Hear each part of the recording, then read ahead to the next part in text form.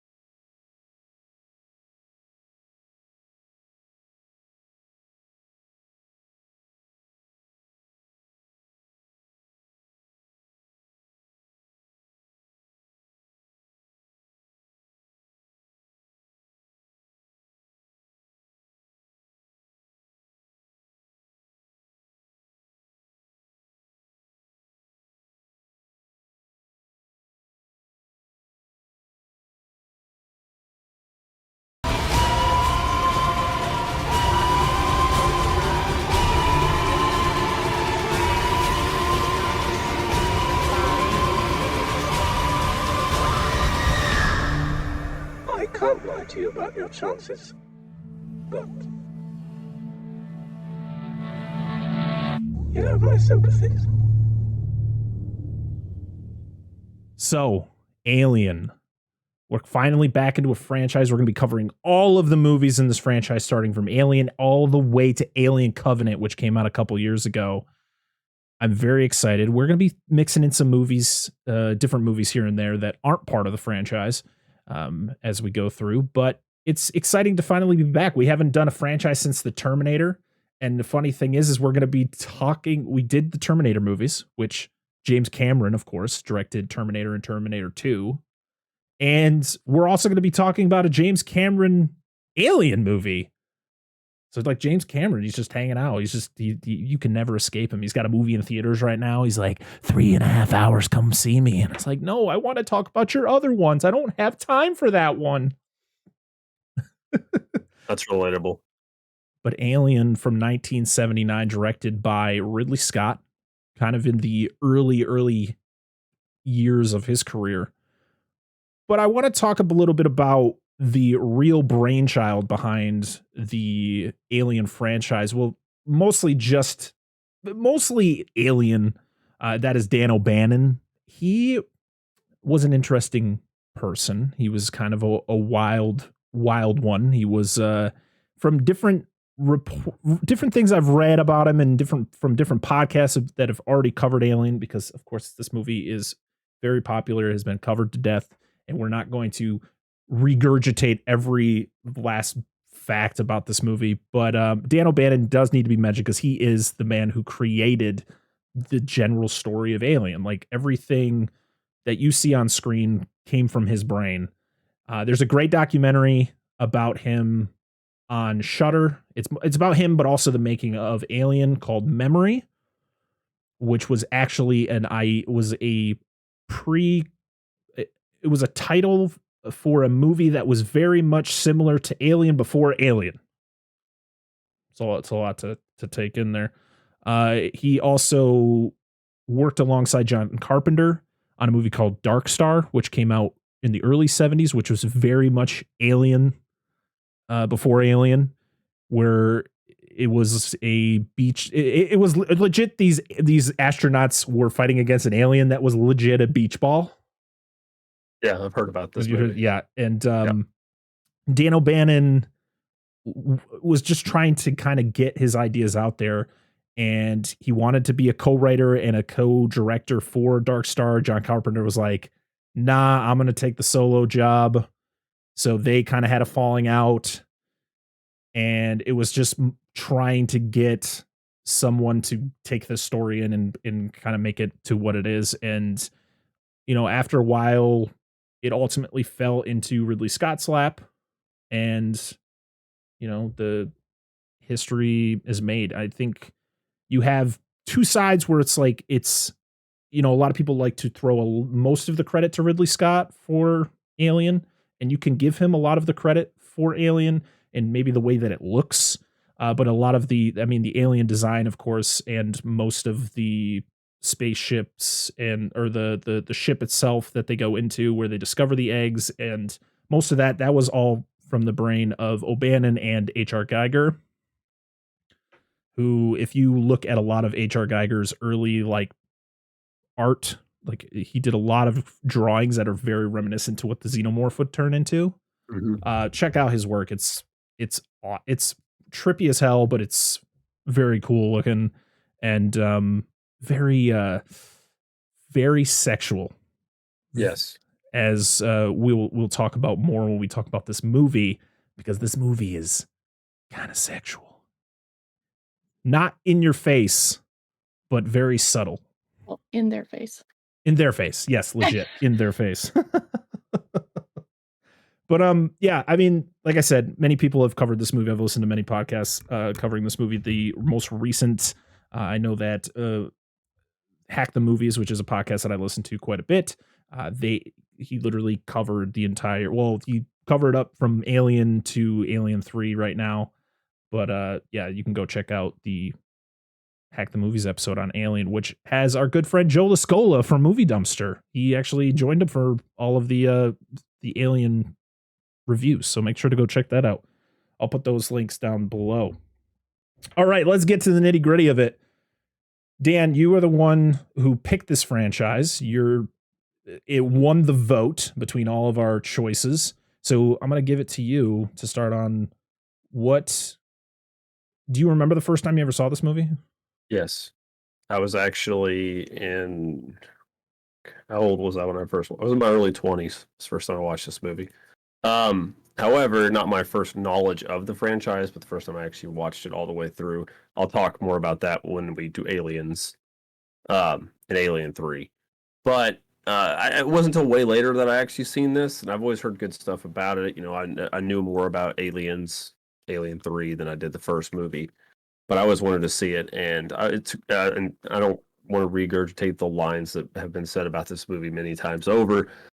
Oh, I don't want to talk about our opinion. We're just talking about our first time. I'm sorry. No, you can talk about talk about your opinion. Your first. It doesn't matter. Just tell us your feelings. That was Angela and I watched it together. I borrowed it from one of my lab mates. It's back when I worked in a research lab at UNL, and yeah, it's good stuff. It's top tier horror, suspense, sci-fi horror movie. I mentioned it in our live thing we did. I don't know if it's out now for people to watch. We did it end of the year thing we did, but it's the atmosphere, the designs, the characters, the claustrophobia, the bleakness, the 1970s feel of everything, where the way it's shot all looks more real to me. Like I mentioned to that, like Texas Chainsaw Massacre, it's almost got like a real grittiness to it, even though it's obviously fictitious and they're in space.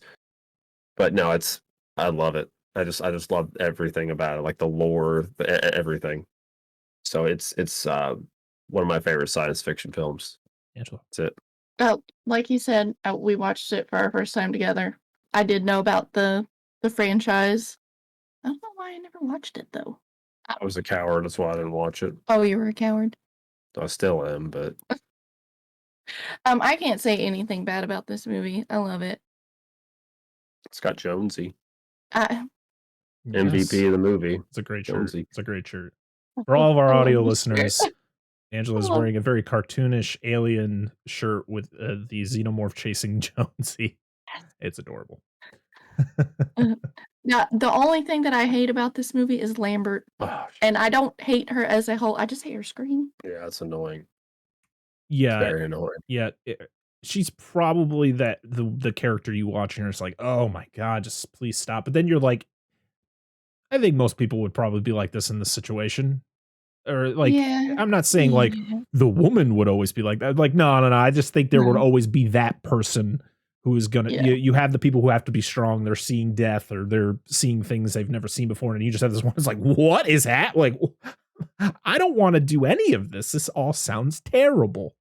Yep. And they're just very over the top about it. But I mean, it's a pretty terrifying situation to be in. Oh, yeah. Yeah. I mean, I would never be in space, so it's okay. Yeah. Yeah. I have that irrational fear of getting lost in space, and I'm like, there, so I'll be okay. It's definitely terrifying. Worried about running across space spiders and Matt LeBlanc. Yeah. I mean, I wouldn't Possibly mind Gary running Oldman. into Matt LeBlanc. He seems like a cool guy. I What just talk about about Gary Oldman? I just talk about Friends all the time with him. Just ask him a bunch of Friends Yeah. questions. There you I go. would love to talk to Gary Oldman. Just be like, how awful was it to wear all that makeup to be the bad guy in Hannibal? Have you ever seen Right? Hannibal? Oh, I have no idea. Gary Oldman's in that. And I have. to be honest, the first couple times I ever saw that movie, I didn't even know it was him because he's just so heavily covered in prosthetics. But we'll talk about Hannibal at another time. Yeah. I love Gary Oldman. This movie is one of the greatest science fiction horror movies of all time. I'd say greatest science fiction movie. I put that on its own. Like you have, your Star Trek and your Star Wars. I would rather watch the Alien franchise. Like I would rather watch these movies. Yeah, is Alien 3 very good? It's not on par with Alien and Aliens, but it's still an enjoyable movie to watch. Alien Resurrection's kind of hit or miss, but like Alien is, I think the reason I love Alien, and this is the same way that I like Terminator more than I like Terminator 2, is because of the horror aspect. The thing about Alien compared to Aliens is that Alien is it's a horror movie. Like this is a straight up horror movie where these characters are literally like, you don't see the creature very much. It's very subtle. And when things happen, it's terrifying.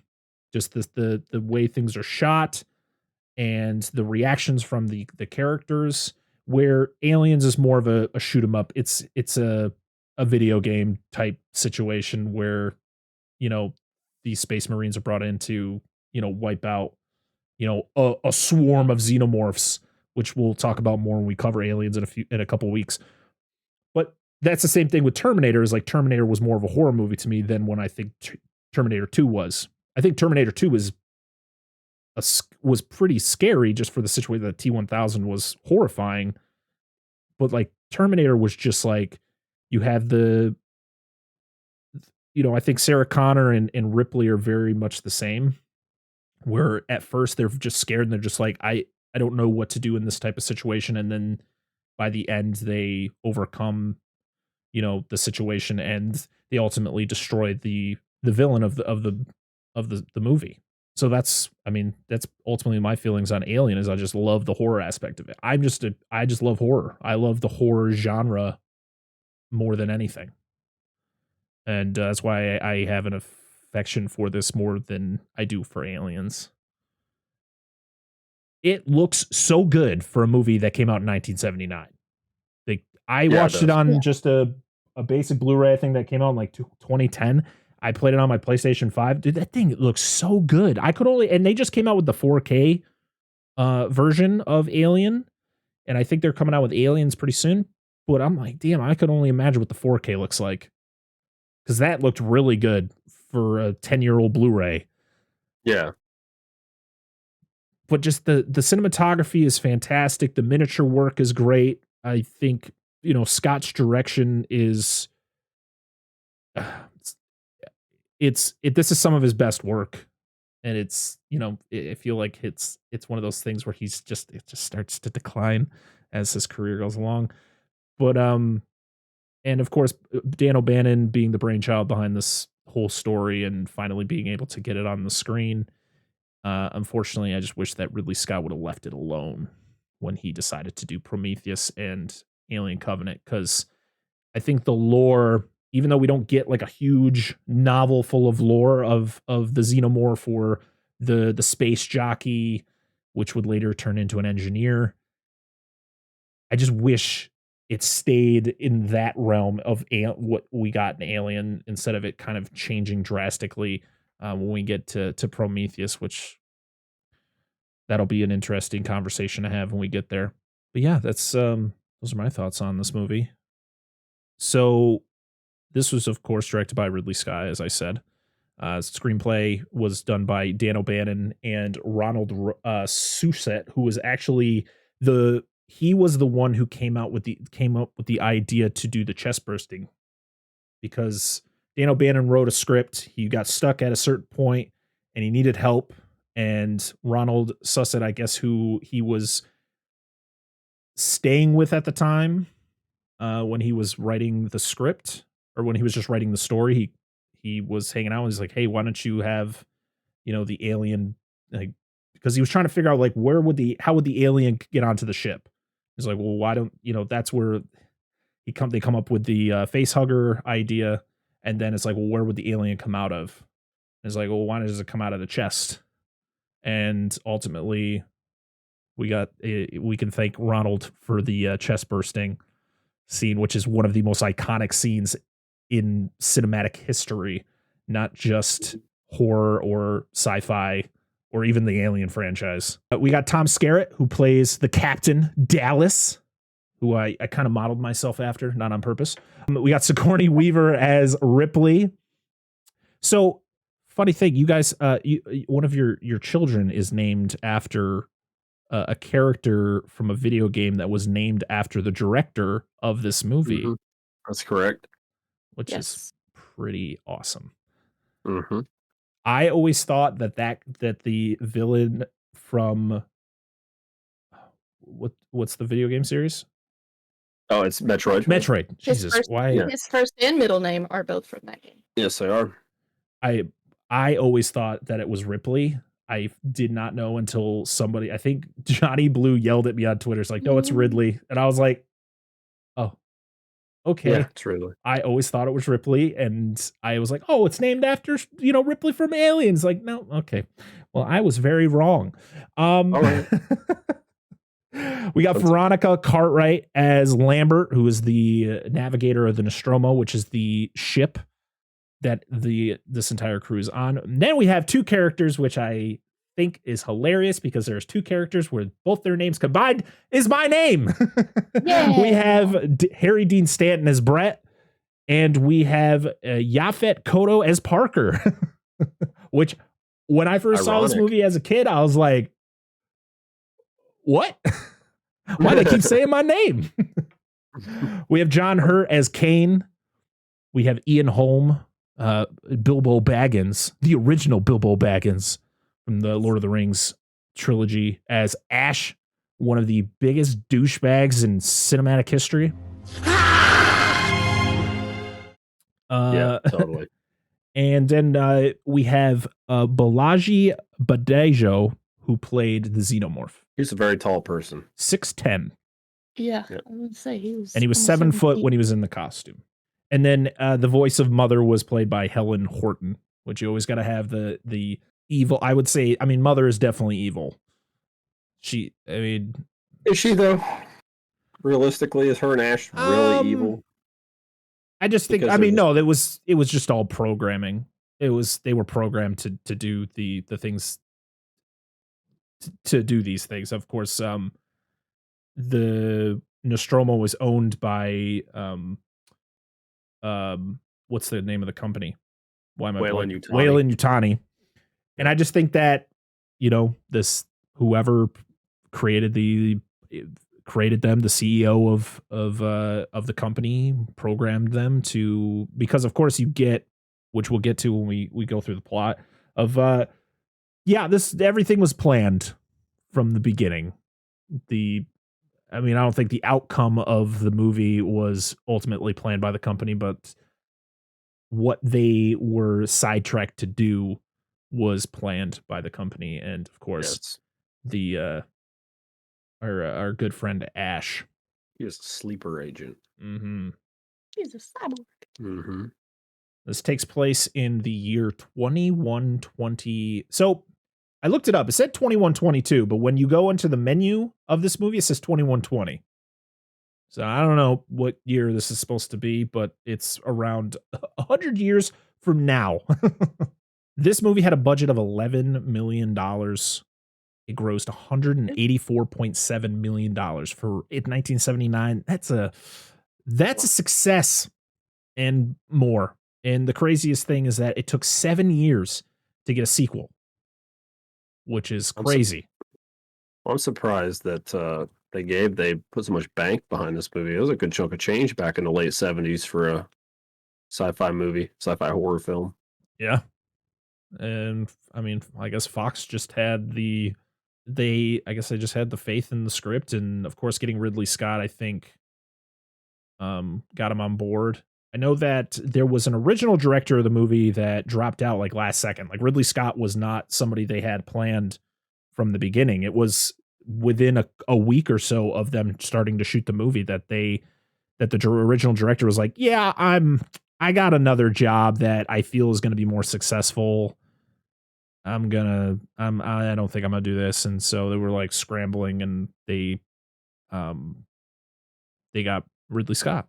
So, which turned out to be pretty damn okay. Yeah. This movie was released May 25th, 1979, and in the UK it was released September 6th, 1979. It's funny when a movie is made mostly by people from the UK, and yet they get the movie later. You guys are important. It was inducted into the National Film Registry in 2002. It got a director's cut in 2003, which I didn't watch because I looked it up to see which version of this movie was better to watch, and most of it was, if you want the strict horror kind of eeriness, the way Alien was originally seen, watch the original version, which is the 1979 theatrical version. I guess the director's cut was they cut down a lot of the long drawn out like tracking shots, and they cut that down, and then they added like more fast paced action to it to kind of have that more of an Aliens feel to it.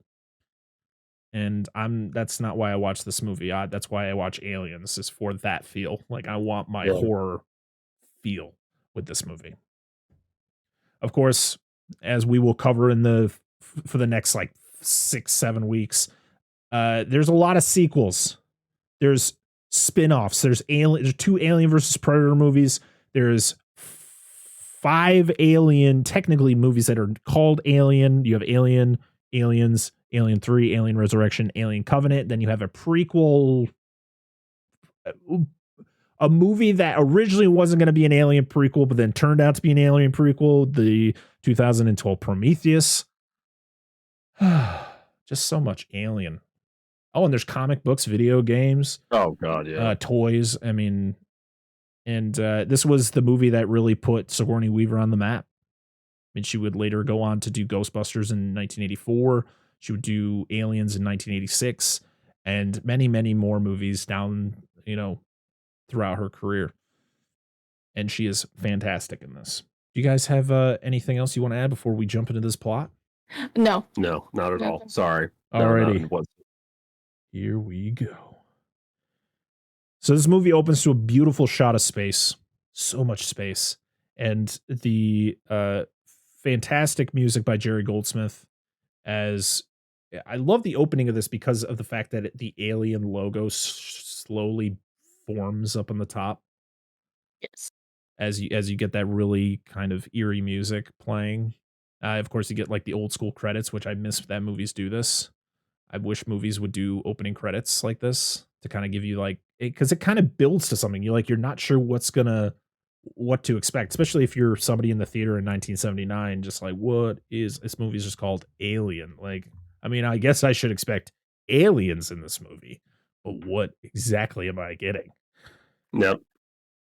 We see this beautiful shot of a ship go by.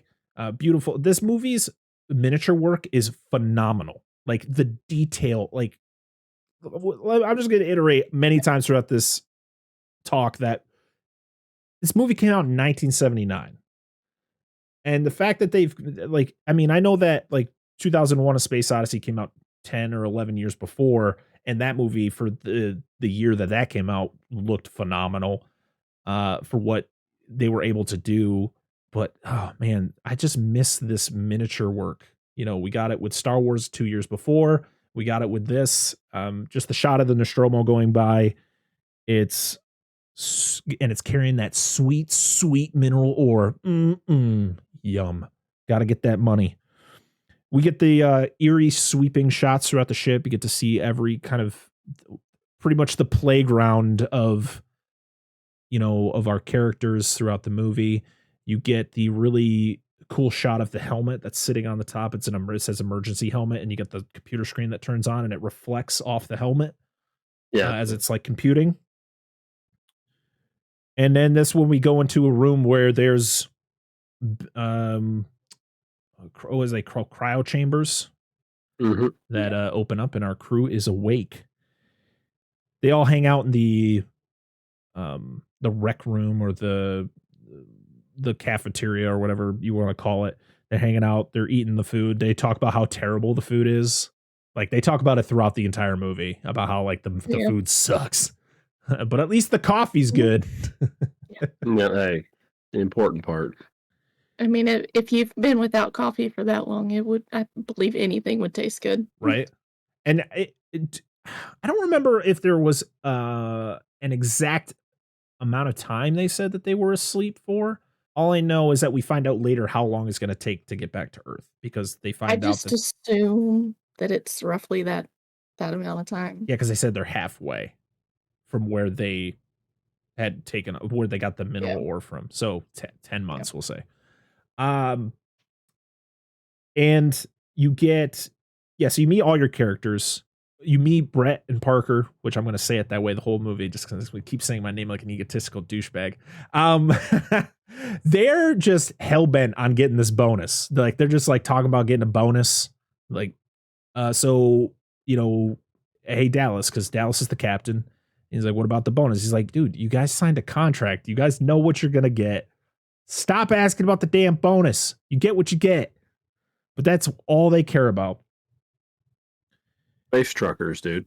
Oh, yeah, absolutely. I mean, these are the engineers. So they're the guys that make sure that the ship is in tip-top shape to get them back home. So it's one of those things where they're like, well, you know, if we don't get what we want, we could just stop doing our job.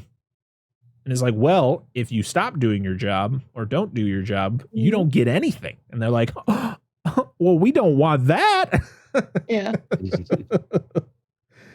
But Dallas gets told by Ash that Mother wants to talk to him. So we get the cool shot of him going into like this chamber where, you know, it's just a bunch of shots of him typing on a keyboard and a little tiny screen. I don't know how he sees it. I'm like, how the hell did I play video games on a 19-inch screen? And now I'm like looking at like 70 inches, like, is this big enough? Like, I love like 70s and 80s future tech. Oh, so cool. It's so cool. It's so awesome. Really? Everything's like LCD screens and shit. Just like like old LCD, like clock LCD screens, not like nowadays. It's awesome. We were talking yesterday about how everybody was getting larger TVs. That's why I asked how big our TV was, because Shane and Tanya just got a huge 75-inch TV. It's always And going up some shit. We were picking at my dad because they upsized their TV. I did too. You can get them cheap as fuck, dude. I don't see why not. TV, so your dad would stop asking what it says, and he's like, I still have to ask what it says. I mean, you can get like I got a 70-inch TV for like $450. Exactly. I was about to say, yeah. Like, they're super cheap, bro. But he's like, I think they make it smaller on purpose. I wish it was that cheap to get a bigger dick. Oh. Had to get one. Had to get it. Hey, you see boobs? Yeah. I know. It's like there's some bleed through. We'll get to that scene. So the crew, when they're waking up, you see she's got tape over her nipples. You see boobs. You just don't see her nipples. I guess I just completely wasn't. I was just paying attention to the diaper that Kane's wearing. My wife's like, that doesn't look like whitey. Those are some very loose whitey tighties he's got on. Yeah, they probably had to. I mean, if they were asleep for that long, they had to wear diapers. That shot though of Kane when he gets out and he's like stretching himself, like, wow, this is a long shot. Like they are just aiming at him for a good 30 seconds. They want you to soak it in. See what they're going through. So the crew is trying to figure out why they aren't where they're supposed to be. So they all woke up thinking they were pretty much home, but then they find out they're like 10 months away from home. The reason they're awake is because they got a they got a signal from a possible life source, or it was a distress call, and they are told that they have to answer the distress call. They have to investigate the distress call. Yeah, it's like part of their contract, isn't it? Like, yes, because this is where Parker complains about, like, well, I could just stop doing my job. And it's like, well, if you don't, it says in your contract you have to do this. So if you don't do it, you don't get any money. And he's like, well, I like money, so I guess I'm going to have to do this. Yep. So we get another beautiful shot, another beautiful miniature shot of the ship, which is called the Narcissus. Or Narcissus? It's the Nostromo. No, the big ship is the Nostromo. Oh, the big ship. The small ship that they go on, that they go to the planet on, I is forgot. the Narcissus. I forgot it's two separate names. I did not know until I watched that documentary that the smaller ship had a name. Hey, I got a question real quick. Yeah. For your documentary, did they mention the one film I talked about? It's a lot like Alien from the 50s, The Terror from Beyond Space. Yes, they did. That was the first one they mentioned. That was like the big one. I mean, they talked about in that documentary the fact that Alien is not to say a ripoff, but like Dan O'Bannon, those were the movies he watched as a kid. Were those, and so a lot of the influence. I mean, the original Thing from Another World, that is very. You got to think it's very similar to Alien in a way, or I mean, Alien is very similar to that. So yeah, and it's just different. It's the same. It's like it's not a new idea. It's just how it was executed. Exactly. So yeah, we get the beautiful miniature shot of the smaller ship being sent down to investigate the distress call. And we get so these were shots that in the director's cut they kind of trimmed down, so we get a very long shot of the ship landing on the planet. It's a long shot, but it gives you the look at the environment around of like what type of place they are going to and what we might possibly see. And it all goes wrong because they one of the legs it's one of those things where like if you step on a Lego and your foot's just like, oh, and you break your ankle. Well, this ship broke its ankle. It's like, oh no, and then everything is just fucking. I don't know how this landing how it landed wrong. Like it was coming in real slow, and then it lands on that rock and it breaks, and then everything inside is just everything. I'm like, what is happening? How does that work? My leg! It's like when you're just walking regularly and somehow your ankle just gives out. I'm assuming that's what it is. Or like, your knees just like issue. we don't want to function properly. It's fine. Yeah, we're done. Computer error.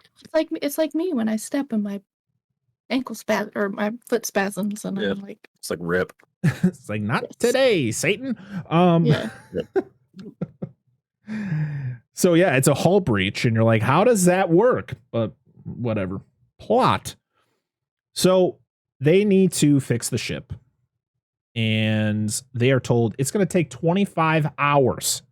So they got a lot of time in their hand to go out and investigate this planet. Ash watches on as Dallas, Lambert, and Kane, they go outside, and Ash is just weird. You always get the weird vibes from him. You always kind of pick up on things early with him. Like the whole thing, like he's sitting in the chair and they're just like, Ash, do you read us? And he's like waving at him weird. And he's like, I see you. Like, I was like, what? See, he's an odd one.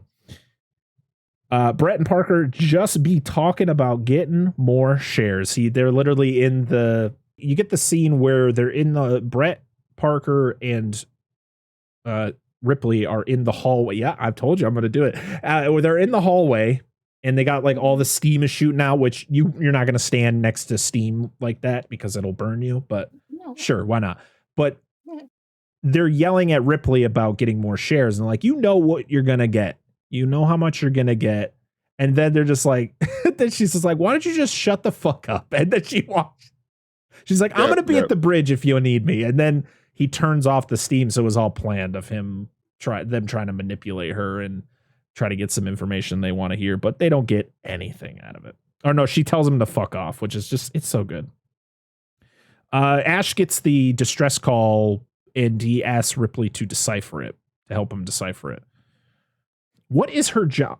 What is her actual job on the ship? She is the warrant officer. I don't know what that means. Issuing space warrants. Okay. Sure. I got nothing. All I know is that when Dallas and Kane are not on the ship, she's in charge because she mentions that. So we then go back down to the three members that are venturing onto the planet, and they discover a ship. There's just a ship in the distance, which is another beautiful miniature work. Well, actually, I think this shot is a matte painting of like the distance, but once they get a little bit closer, it's actually a miniature. But I forgot to mention it. The shot earlier where it shows Dallas, Lambert, and Kane kind of going down off the ship. That was Ridley Scott's kids. They needed to make him look small. Like they needed to make him look to scale. So he had his kids dress up in the spacesuits to kind of get the scaling right. Which is really cool. I think they also use them when they get close to the alien ship as well.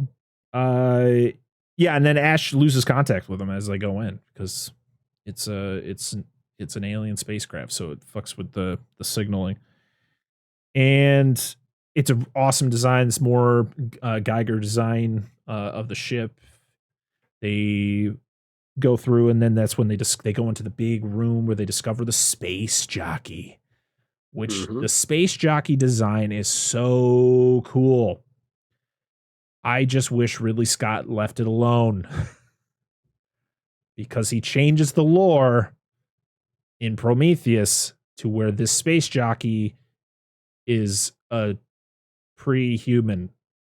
Like it's the thing that humans come from, and it's wearing a suit. Where if you look at this, you watch this movie and you see the space jockey, when they get close to it, it looks like a creature because Dallas talks about how it's been dead a while and it's like fossilized. So it's literally like formed to the chair. Yeah. And you can see like the teeth inside. It kind of looks like it's got like an elephant trunk on it or something. Yeah. It's a really cool design. I just wish Ridley Scott just left it alone. Put the dick down, dude. I know.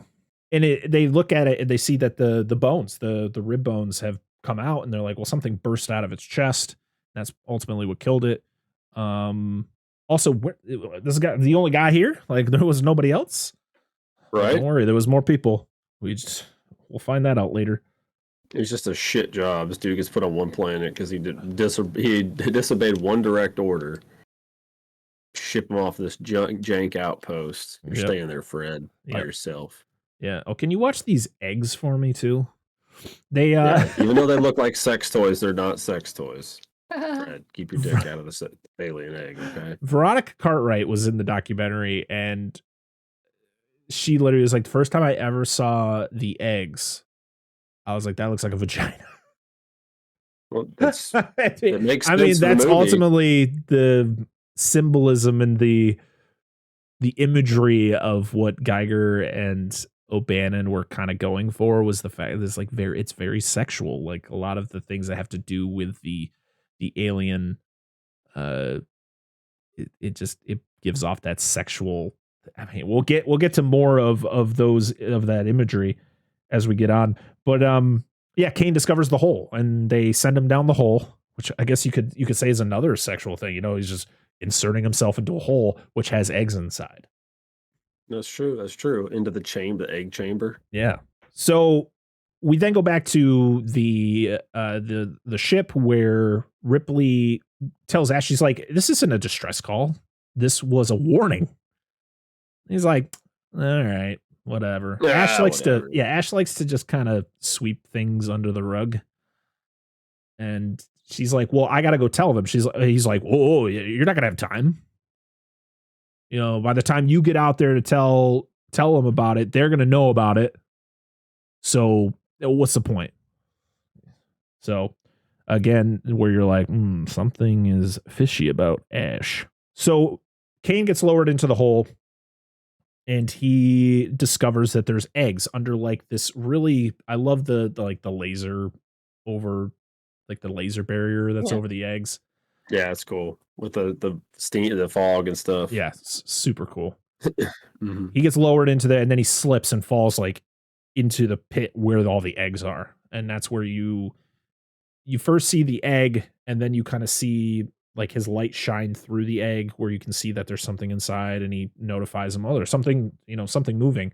And then it opens up and what you first see is just raw chicken. Like that's what they used for makes sense. That sack there. And that's then, what vagina looks like. That's fine. Yeah, and there's always chicken inside. It wasn't a real vagina. They're never that wet. Whoa! I'm just kidding. It's just a joke.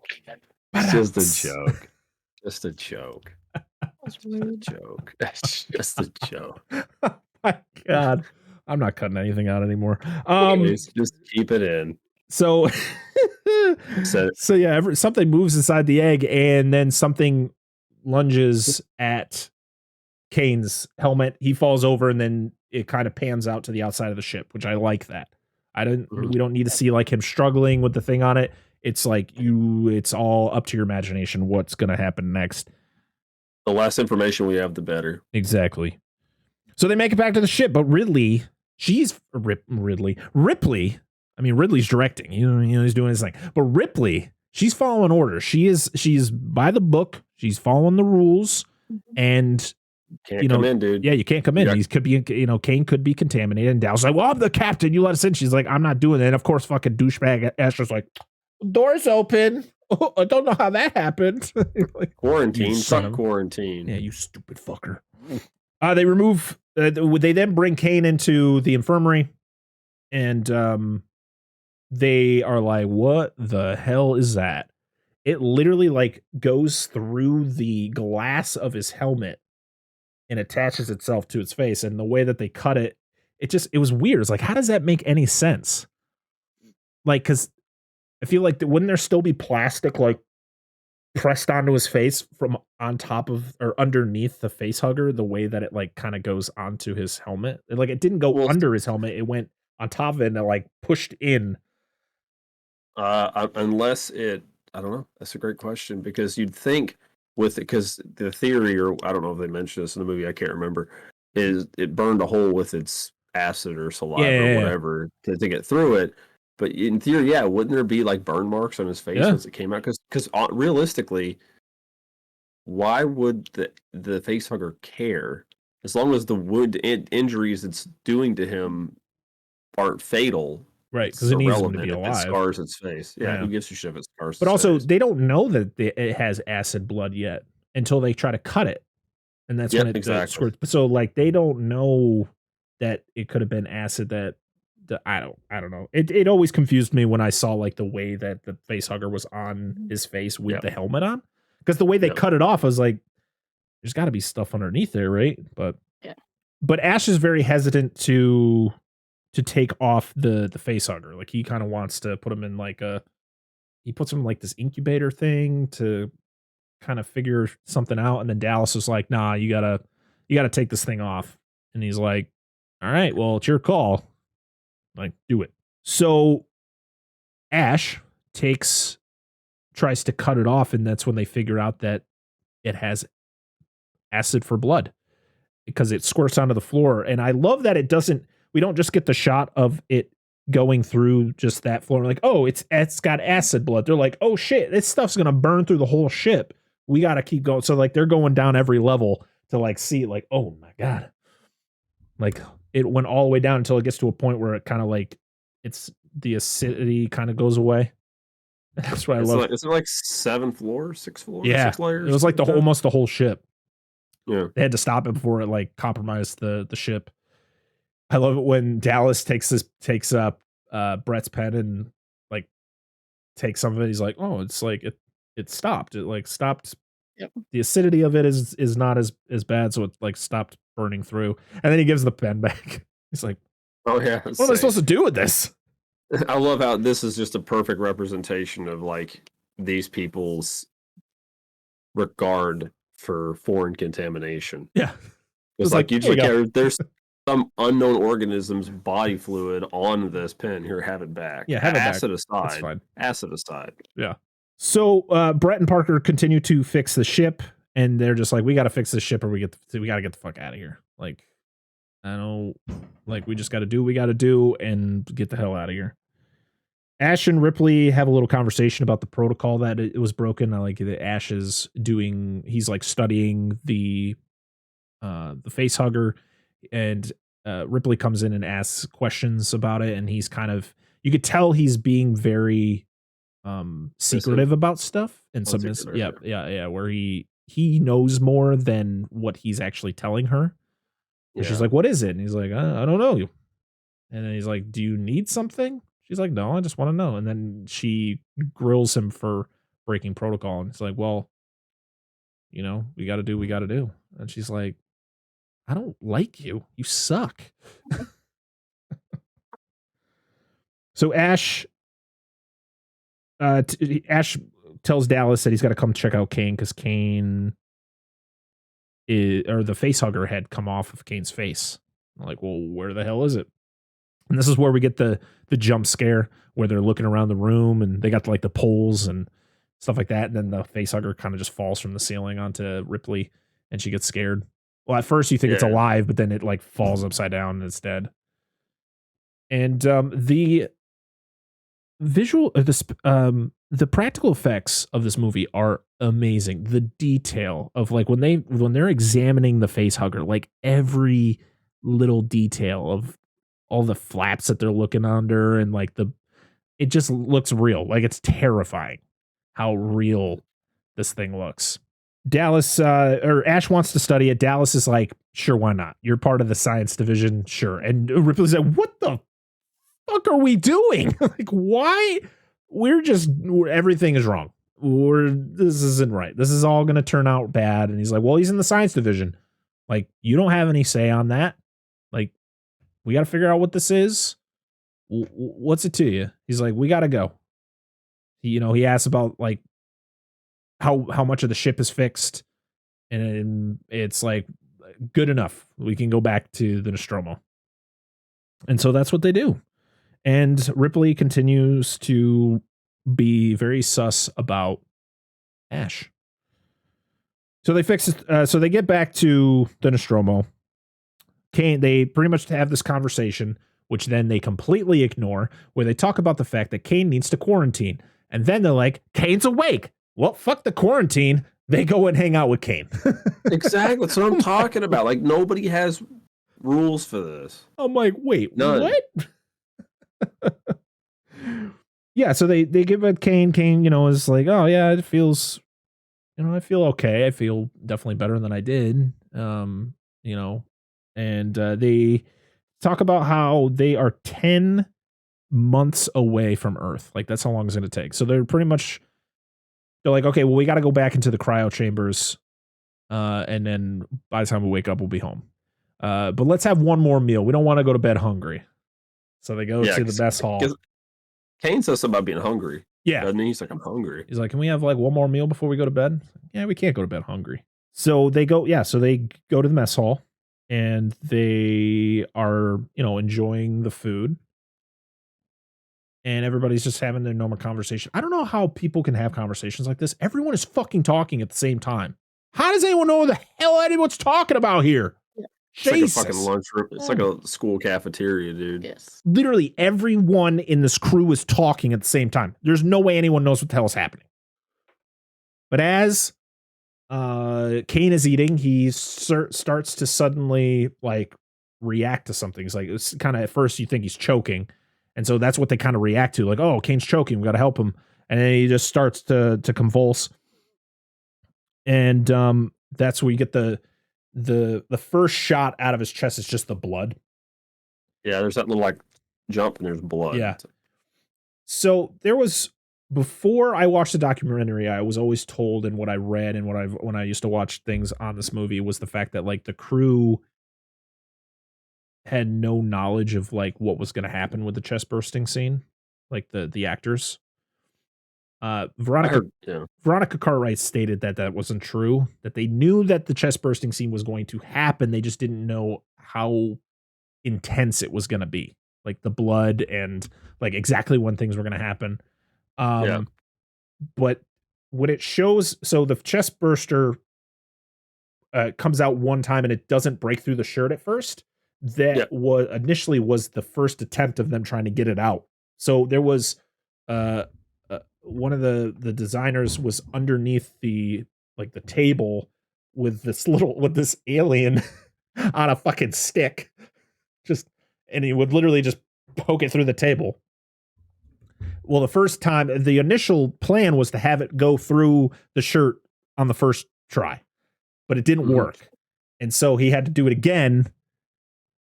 And they decided to keep the first attempt in to make it look cool. So like you see the shirt go up and then the shirt comes off and then the blood just goes everywhere. And Veronica Cartwright was like, the thing that caught me off guard was how much blood was going to hit me. And it hit me straight in the face. And she said they showed this, the take where there was so much blood on the fake blood on the floor that she slipped and fell and then had to like get up and get back into the shot because she slipped out of frame. Oh boy, it's hilarious to watch, but they're literally funny. Just like, it's literally Ridley Scott like, more blood, pump more blood. It's just erupting out of Kane's chest. It's great. That reminds me of what? God, was it the first Friday the 13th? Where? I think it's when. Yeah, it is. It's when Kevin Bacon gets stabbed at the neck, and it was supposed to. They're gonna push the thing, and blood was gonna come out. Yeah. But it fucked up. Tom Savini and his other guy was down there, so he just had to blow on it and just kind of and it hit Kevin Bacon in the face. You see him flinch just a little bit when the blood hits his face. Yeah. I love that they mentioned Friday the 13th and the Guardians of the Galaxy holiday special. I haven't seen that, so no, I don't want to spoil it for you. But yeah, this was a scene that took the longest to shoot. I believe it. They literally were talking about the fact that John Hurt had to literally lay in the same position for like hours upon hours, to the point where like they were like, to make him happy, we would just give him wine and cigarettes to kind of, keep him calm. And it's do what you gotta do. It's crazy how movies are made. Yep. So yeah, the chestburster bursts out. I love it's so adorable. It's so goofy looking now if you watching it now, but like it's like, it looks around. And then I love though that they did get the little detail of it opening its mouth, which I was like, that makes it a little bit more real than if it was just like that goofy thing and it just like just runs off. Yeah. I always get reminded of Spaceballs when I see this scene because of a lot of the special. It's so Check, good. Please. Yeah. And it's in fact John Hurt as well in that too. Yep. Yeah, so good. Mhm. So, yeah, I mean the thing is like the cast knew about what was going to happen, but their actual reactions to when it actually happens is genuine. Like everybody's face, like what the fuck? It's all genuine, Yeah, yeah. and it's great. And then the alien runs off, and they're like, "Well, we got to find this thing." So At least it the doesn't sing Ragtime Gal.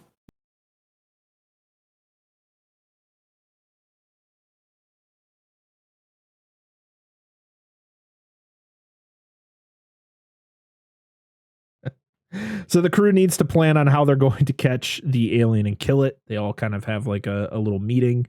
They also shoot Kane's dead body into space. I'm just it's so goofy too, because it's not just like it shoots it out. It literally shoots out. It looks like a football that got kicked. It's going through the goalpost. It's just flipping off. Bye, Kane. It's good. Bye, Kane. Ripley, Brett, and Parker are grouped up to try to track the alien. And this is the device. Did you guys play Alien Isolation? No, I know a little bit about it, but I've never played it. So I think the device that she uses is like it's like the pre-model to the model you use in that game to like track to see where the alien is. Yeah. Because I think that's pretty much what it is. That scanner tool or whatever. So yeah, they're trying to find the alien, but instead they find Jonesy the cat. Yeah. My wife's like, "There's a cat? You got a cat?" I was like, "Yeah, they gotta have something to keep him, keep him sane." Jonesy. Yeah, it's Jonesy. Yeah. Well, at first they just call him Jones. Well, Brett calls him Jones, but then it's Jonesy for the rest of the movie. Fuck yeah, it is. But yeah, so the cat runs off, and so Ripley's like, "Well, we got to get the cat because we're just gonna track the cat again. So we need to get the cat so that it doesn't interfere with us trying to get this alien." So Brett gets sent to find Jonesy, and it's just this ship is terrifying. Like, yes, it is. They go into the Cenobite's lair from Hellraiser. Like, why are there just chains hanging from the ceiling? Water? What is where's the water coming from? My assumption is it's some kind of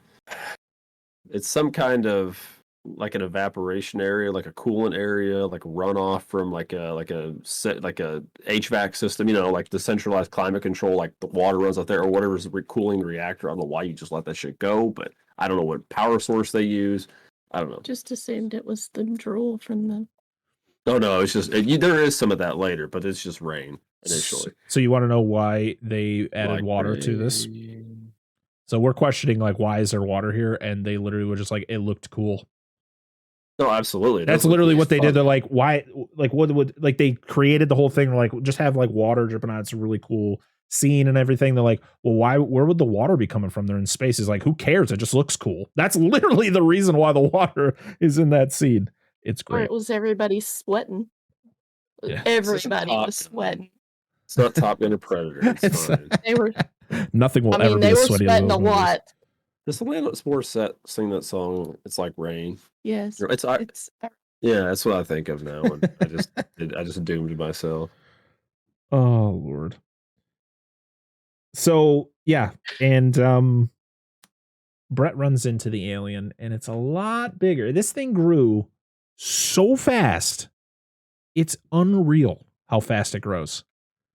It goes from this little tiny thing, like how long between, what is the time frame between it bursting out of Kane to when Brett runs into it? Can't be that long. Probably an hour. I will say, even though you don't like what they do with it in Prometheus, I think that explains a lot of why the xenomorph is the way it is because of that explanation. All right, when we get to that movie, we'll have to dig deeper into it because I'm kind of like, I don't know. All I know is that Alien Covenant just fucking. About it. No, I know. But no. Just what's in the movie. We'll talk. Like I said, we'll talk about it later. Go ahead. But yeah, it grows fast. Dude, it gets in that Miracle Grow or it eats the Twinkies or something. God. I don't know. Face Twinkies. So this is where we get the shot of the alien's head, which is such a great design. I love how it like it's got like the shit pouring out of its mouth, and of course it's got the little mouth inside, which then punctures Brett in the chest. I think it was his chest. Yeah, with his little baby mouth. And you get I just love that while Brett's screaming in the background. You just get the shot of Jonesy kind of cowering in the corner. Yep. Yeah, because he's like, I'm not gonna hurt you. Doesn't Jonesy hiss? Yeah, Yes. he's like hissing and stuff, and he's like, Poor Jones. He's got that little black thing on his nose. I Jonesy. like Jonesy. Jonesy's dope as fuck. MVP. Jonesy for president. Space president. What? How bad could it be? So they find out that the alien is using the air ducts throughout the ship to travel around, and they decide that they need to fight it with fire. And so Parker gets tasked with building a flamethrower, which at one point my wife's like, "Ooh, a flamethrower in space on a spaceship. That probably doesn't. Right. That's probably not going to end well." An oxygenated, In the air compressed ducts. compartment. Yeah, That's let's good. make a flamethrower. And it sounded cool. Yeah. Oh Like, yeah. like water. It sounds It's cool. not gonna. I mean, there's no way He that doesn't want to own a flamethrower. yeah. He doesn't want to own a flamethrower. Hell, Elon Musk let you buy I him. mean, some of the best sci-fi movies have flamethrowers in it. I mean, The Thing, a few years later, has the cool flamethrower scenes. It's true. Flamethrowers are cool. Yeah. So I also Them? I was like, build it and it will burn. That's true. Dallas tries to get assistance from Mother, and she literally is like, I can't help you. I can't compute. Don't have sufficient information. Like, you're useless. Peter just says, lol, get fucked. Thanks, Mom. You Thank you. suck. Ash is the man. You're like, oh no, there's something sus about you. So Dallas, That ain't right. Dallas ventures into the air ducts, and you get Lambert and Parker kind of sitting on the outside. She's got the tracker to try to, to track him, but also to tell him where the alien is because she can track it. And he gets to a certain spot where the alien is, but like she's like, he's right there. Like I don't know how you can't see it. And he's just like, I don't know. I do love the shots though of every time they open one of those compartments, how they open and shut between the air ducts. Yes. And that's when Dallas is kind of just shooting the flamethrower in different directions, throwing it down like just in case it's somewhere around. But then she gets another indicator down at the end of the air duct going towards him, and she's like, and I gotta give Veronica Cartwright credit because this scene, I mean, her reaction to it, like she knows he's gonna die. Like she's like, it's right there, it's coming towards you, and she's like crying because she's like, yeah, he's dead. And this is where you get the scene where he's like, give me a hug. The alien comes out of the shadows. I love it. Hug. I love this alien design. I love the fact that it's a guy in a suit, and it's a very simplistic body design. Of course they would get more sophisticated as the franchise would go along, but I love the look of the xenomorph in this movie. It's great. I mean, this scene is funny as hell because it's literally like, hug me. I just want to be hugged. Maybe they're just the alien's form of greeting people is by giving them smooches, but it just does it wrong. Yeah, It it just doesn't kills know. people. It's still a baby. It's only a few Yeah. hours old. It doesn't know. So the flamethrower is found, but there's no Dallas, and there's no indication he was killed because they're literally like, there was no blood. We found the flamethrower, and that was about it. So I'm just guessing that the alien hugged him and just carried him off. Just rocked him to sleep. Yeah, and then he ate him later. Yeah. It's like, oh, this is so comfortable. It's like, all right, now I'm going to put you in my oven. My biomechanical oven. Just like Hansel and Gretel. Hansel and Gretel. Hansel. Deep cut for people who get that reference. I get it. So Ripley is now in charge because Kane and Dallas are dead. Mm-hmm. So they have to come up with another plan on, like, they need to find the alien and they need to kill it, like, once and for all. Like, she is hell-bent on stopping this thing. I love how she gives so much sass to Ash. She's like, you gonna actually do something? Because you're kind of useless. And he's just like, yep, sure. Ripley finds out that she goes in to talk to Mother and finds out that everything that is happening was planned. pretty much it states that they were supposed to go to the alien planet, find the specimen, bring the specimen back, and then the final thing was crew is expendable, which is just a lovely thing to see. Yep. And she, of course, Ash is just fucking sneaks in on her, and she gets pissed at him, and the whole fact of like he's behind it too. And she, she's clearly upset, and she should be. Yeah. Ash ends up throwing Ripley around, and you're just like, how is he able to do this? She's a grown ass woman, and he's tossing her with one arm. And Ian Holm, not a very big man. Nope.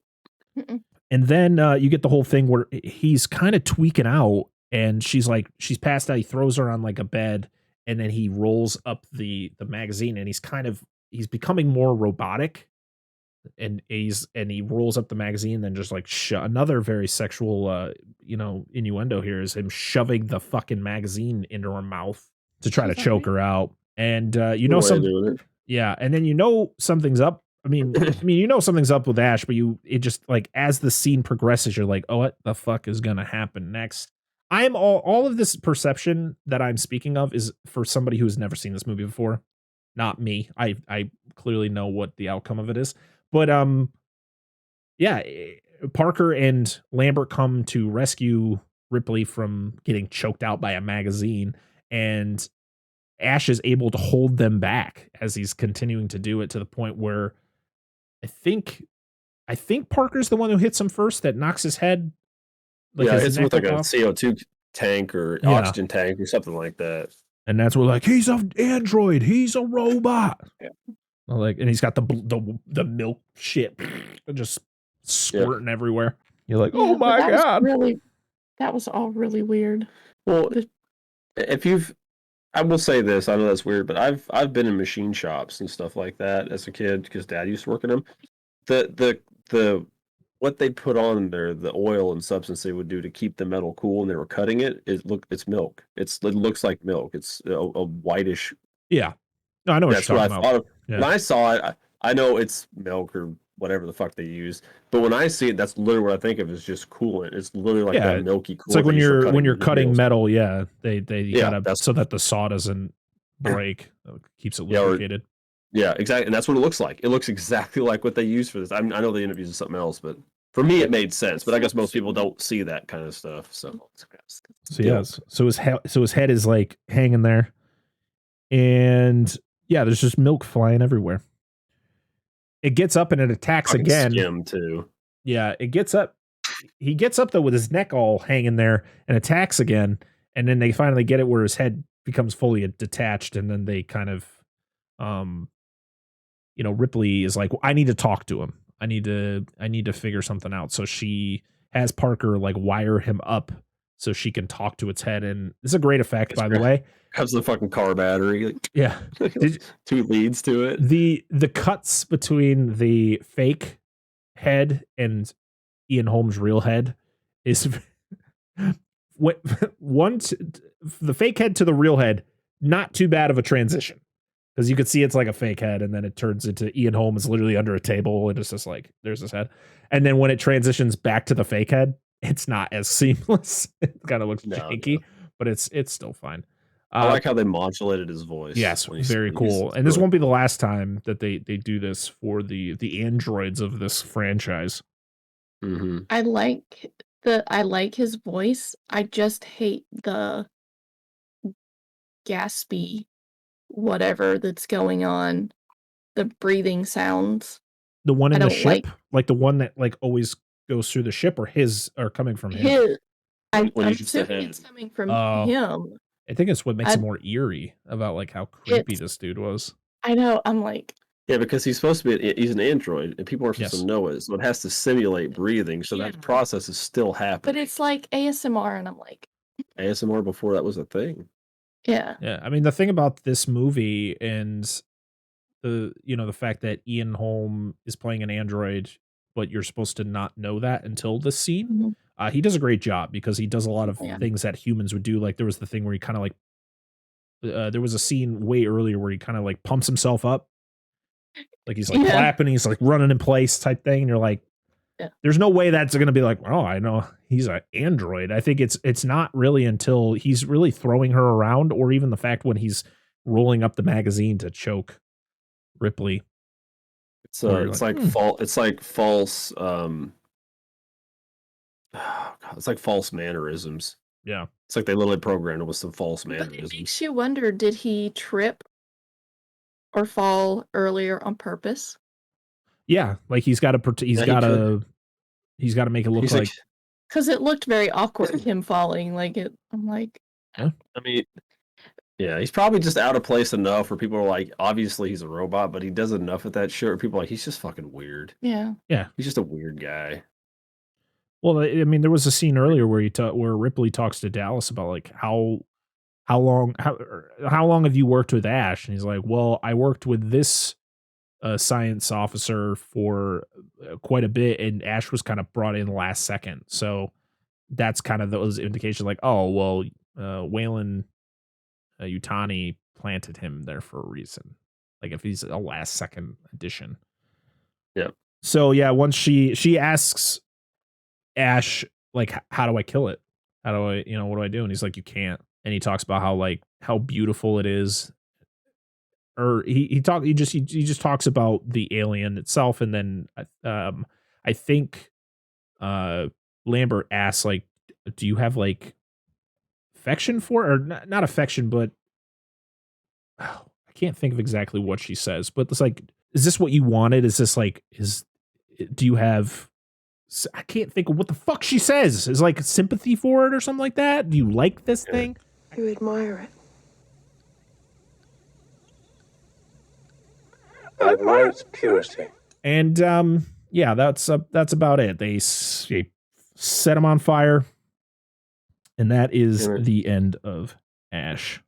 Oh, he says, milk and spaghetti for you. He says, you can't kill it. It's the perfect organism. So their whole thing is now we need to blow up the ship. Like that's the only thing. There's the only way we're going to get rid of this thing, because we try to search for it and keep dying off, or do we just get the job done and who cares? You know what that is? That's a bunch right there. The idea to blow up the ship. It's a bunch of defeatism by a bunch of losers. All right. This thing is obviously killable. He just doesn't want them to kill it because the ship's still charting a course back. So if he's like, well, if they don't kill it, if I say some bullshit, if they don't kill it, then it'll still be alive and I will be successful. Yeah. So they all meet up and they said you got 7 minutes to get the fuck off this ship. So Parker and Lambert set up charges around the ship. Ripley is getting things ready to get onto the other ship, but then she sees Jonesy and she then has to go on a search for Jonesy. And I'm like, I feel like you're wasting a lot of time. I understand you need to get Jonesy, but the last person who had to go search for Jonesy, it didn't work out so well for him. He had a lobotomy. Yeah. Yeah. So the alien finds Parker and Lambert. This is a pretty creepy scene where the alien is like slowly going towards. It finds them both, and all you're hearing is like, "Get out of the way! Get out of the way!" She's like, "I can't get out of the way!" And he shoots, or he is attempting to shoot it, and it doesn't work. And the alien gets up and does the tongue punch to the chest. And then it does a very sexual kill to Lambert. You know where that thing was going. You know where that tail was going. You get the shot of the tail going between her legs. You're like, where else is that thing going? In the butt. in the butt. Yeah. What in the butt? So they are both dead. So Ripley is all that's left. She is our final girl. And she is setting up the ship's self-destruct. And that's when she runs into the alien and then decides she wants to try to stop the self-destruct. But by the time she tries to stop it, it's too late. And so she's freaking out.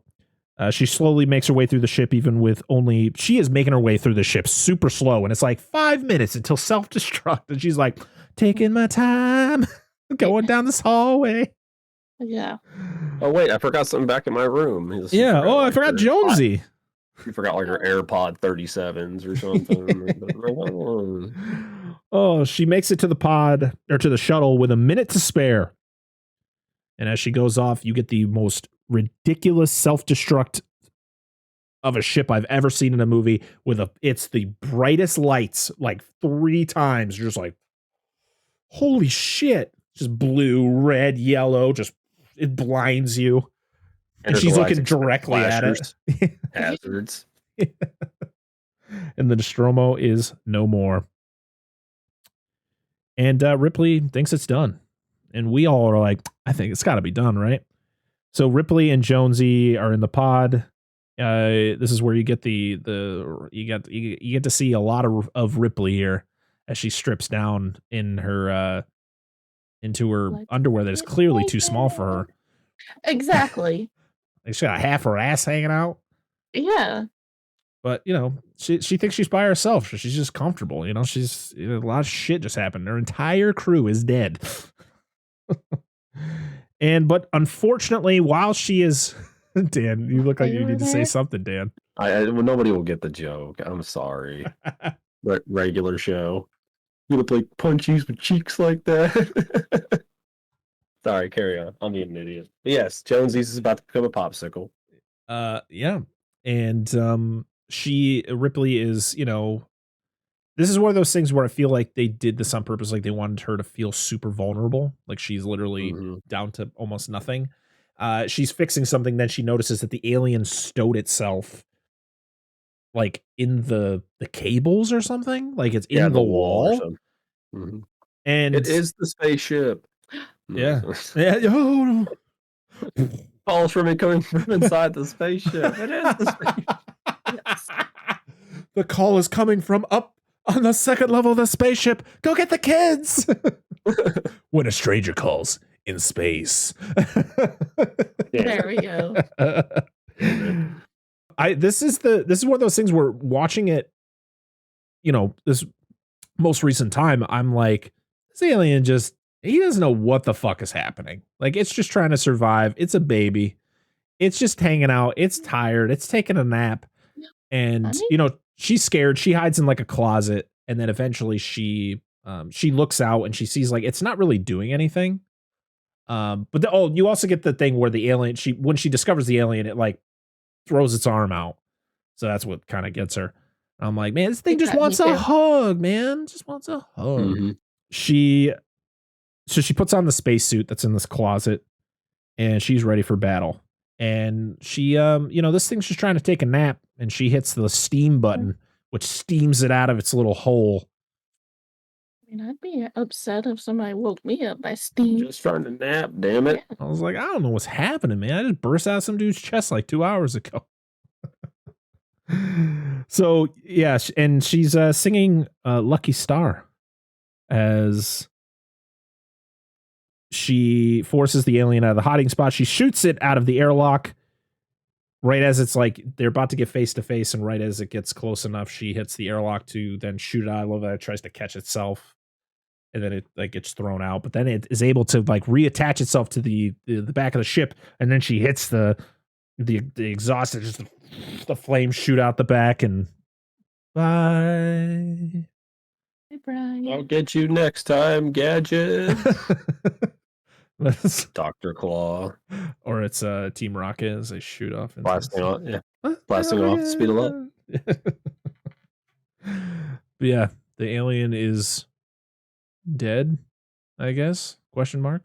Ripley gives her final report about how everything didn't go very well. And she goes into cryo sleep.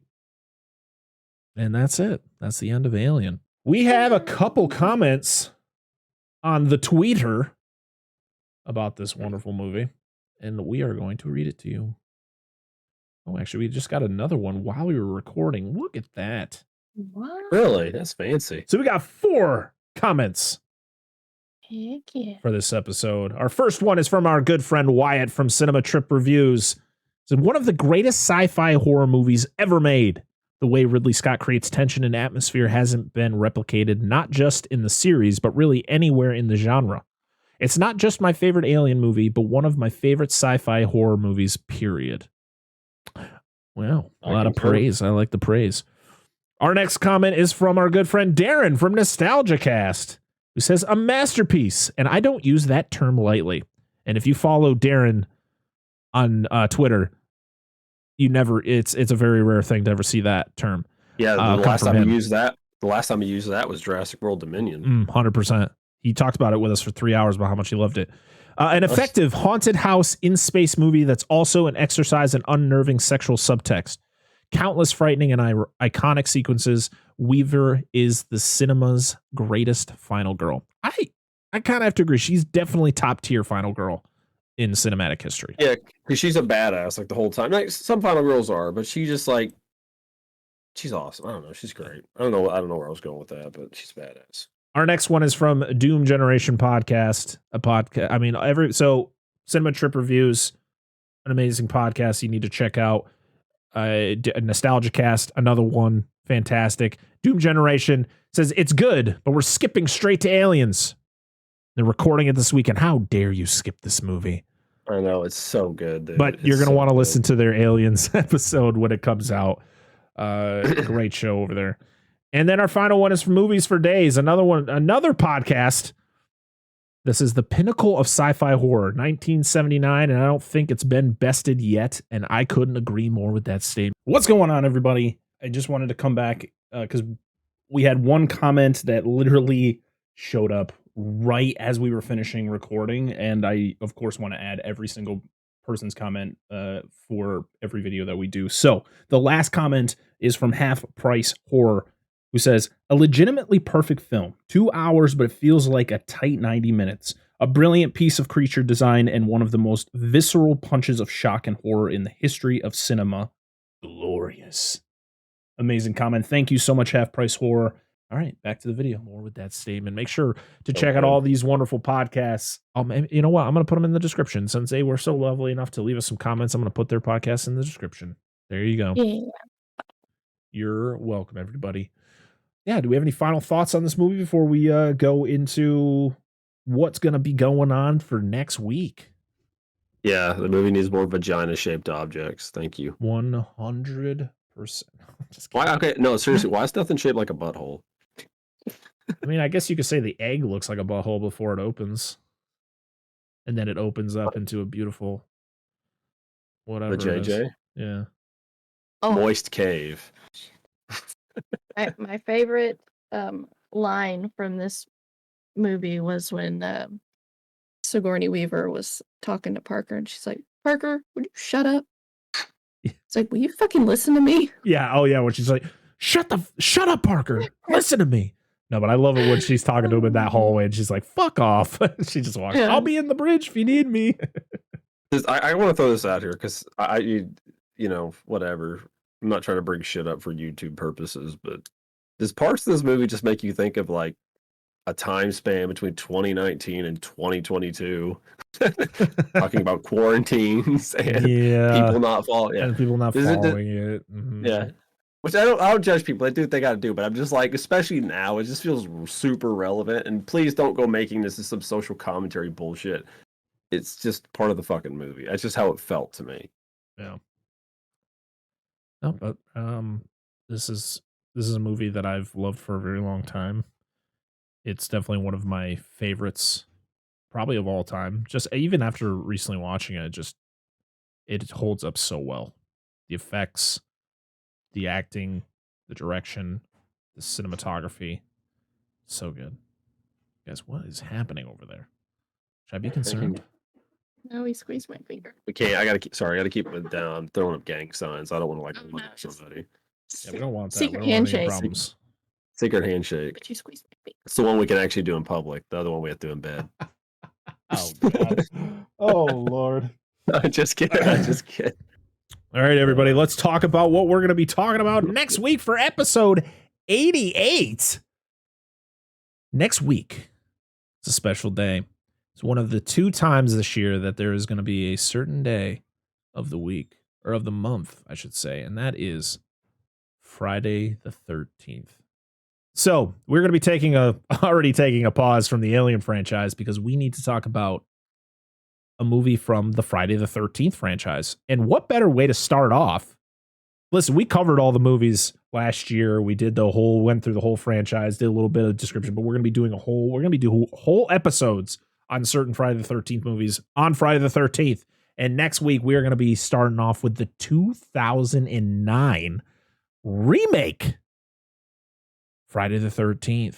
I'm very excited. I have not seen this one in quite some time. I think you guys were streaming a bunch of the Friday 13th movies last year, so I was able to see a bunch of those. Going through the kill counts on Dead Meat, he did the recounts on them because those were like his first kill counts he ever did, and so he redid them. So I went through all of that. So but I have not sat down and watched this movie in probably 5 or more years, maybe even longer than that, maybe like 10 years. So it's been a long time, but I do remember enjoying this movie. It's probably one of my favorite remakes from the 2010s, or sorry, the 2000 aughts, or whatever people say. Yeah, so I'm excited to talk about it. What about you guys? You guys excited to talk about Friday the 13th? I am. It's a good movie. We had watched it a couple years ago, something like that. Maybe a little over a year ago. It was good. It's a good movie. I'm looking forward to it. We also have some plans to have some guests on coming up. I'm very excited. Hopefully we'll have a guest on by the end of the month. I will announce who the guest will be probably on the next episode. If we make sure everything is set and ready to go before I announce. I know that the episode that I was on with Gerald from Two Peas on a Pod is going to be coming out for the general public probably this week or next week, where I talked about my top 5 Steven Spielberg films. I know it's available for people who are Patreon members of his, but maybe it'll be out by the time you guys listen to this. So go check that out. Yeah, you guys have anything else you want to add before we get out of here? That's it. Again, we want to thank you for a great 2022. It was an amazing year, and I'm so excited to start back up on franchises here in 2023 and to start off 2023 with an amazing movie like Alien. I'm so excited to get through this entire franchise with how much fun we had doing the Terminator franchise, even with those lesser liked movies. They're a lot of fun to talk about, and I'm excited to hopefully we'll have some guests to talk about some of those Alien movies down the road. So yeah, until next time. I am Brett Parker. That is Dan and Angela of DNA Gaming. We are Dissect That Film, where you can find us anywhere on the socials. Links down below. This has been episode 87 of the podcast. See y'all again next time. Oh, hey, it's a facehugger.